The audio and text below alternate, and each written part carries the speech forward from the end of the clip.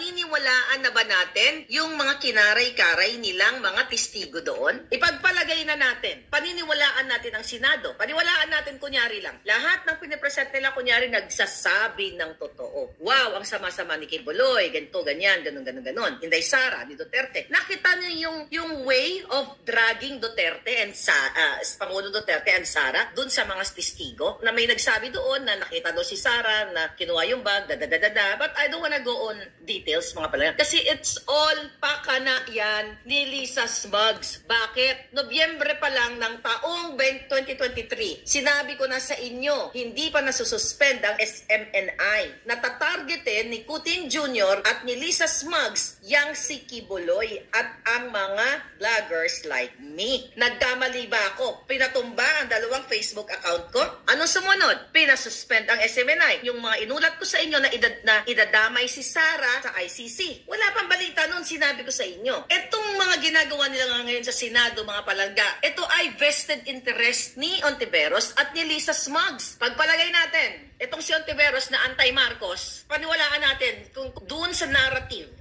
na pinlalabas ng mainstream media na ay, si Kibuloy ay convicted talaga. Parang ikino-convict mo na actually. Convicted by trial by publicity. Okay? Masamang-masama si Kibuloy. Masamang-masama din si Sara. Masamang-masama din si Pangulo Duterte kasi nakita ng witness na nandoon, may inabot na bag. Ngayon, kung pagbabasihan natin yung kadyutahan dyan sa Senado. Bakit yung hearing sa Jutang Ginimes na PCSO, doon kay Tulfo, kay Pimentel, na harap-harapan, na binababoy, na niloloko ang Pilipino, na nagpapanalo ng bilyon-bilyon simula nung umupo, bakit ayaw i-highlight ng mainstream media? At bakit ayaw mo patulan Ontiveros? Bakit ka tumututok lang kay Kibuloy? Ako wala akong problema. Susugin mo siya kung talagang ito mga nagsasalita doon ay talagang may bahisayan, fine. Pero buha ka ng Ginimes ka, magkano binayad sa'yo ni Lisa para durugin si Kibuloy at idrag si Sara? Bakit itong issue sa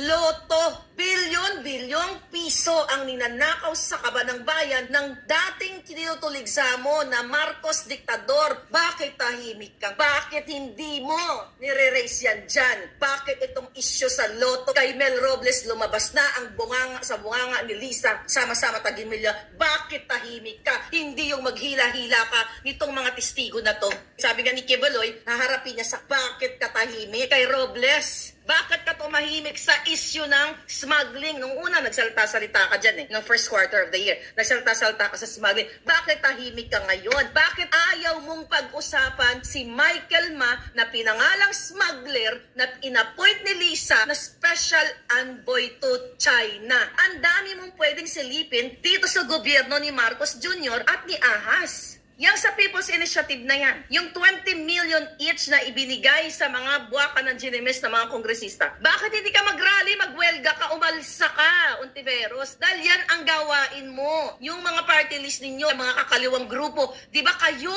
ang unang nag-aalsa kapag may issue laban sa mga diktador? Bakit ka nakafocus kay Kibuloy lang? Kung meron man siya, okay, kung meron man siyang nakomit na mga kasalanan doon sa pinag-uusapan ninyo, mas malaki ba ang nakomit niyang kasalanan in terms of pagdating sa bayan, yung pagnanakaw at pagpupulburon ni Kuting? Tahimik ka din. Pagkakataon mo na sanang durugin si Kuting dahil wow, grabe, itong diktador na to, sinabi ng dating presidente, nagbangag na bangag noon, bangag na bangag pa rin ngayon sa pulburon. Bakit tahimik ka? At itong issue sa extraction ni Lisa Smugs, pag-extract sa mga bata sa Turkey at nakipagsabwatan ang asawa ni Teddy Boy Locsin dahil kausap siya ni Lisa Smugs. Bakit ayaw niyong pag-usapan na in-extract, kasabwat, mastermind based sa ating informante na in-extract ni Lisa, sa tulong ni Lisa, ang mga bata, ninakaw nila sa nanay, yung mga bata, ibinalik sa tatay sa Pilipinas. Bakit ayaw niyo pag-usapan yan? Tumakas na nga yung nanay kasamang anak dahil peligro ang buhay, dahil ginamit ngayon ni Lisa ang power niya at pakikipag-usap sa asawa ni Teddy Boy Locsin doon sa hearing na sinasabi ng buwakan ng inang immigration, chinek nila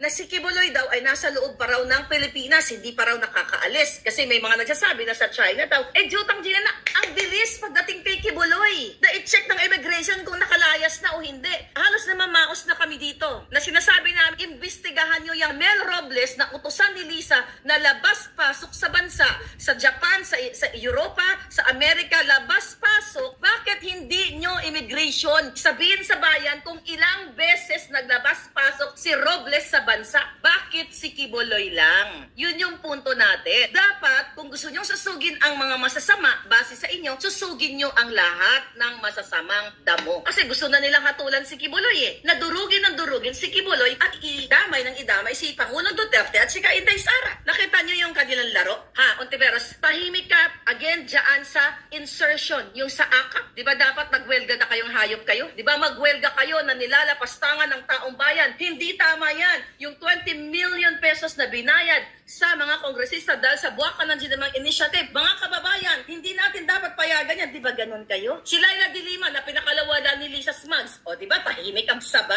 Kasi kinasabwat na kayo ng buwakan ng ginang ahas na ito. Dahil isa-isa kayong pula. Dahil ang mga kapatid ni ahas ay pumusta yan sa dalawa. Supporter yan ni Robredo. Kaya tahimik si Robredo. Tahimik ang mga dilawan kasi nagsanib na ang mga dugo nila. Huwag kayo palilin lang. Gusto nilang pagtakpan yung pagiging pulboronic ni Kuting. Ontiveros, pagkakataon mo nang durugin si Marcos Jr. Ang tagal nyo silang pinag-uusapan. 30-something years na diktador. Ngayon na may expose na si Marcos Jr. ay isang addictus benedictus pulboronic to the highest level, then tahimik ka.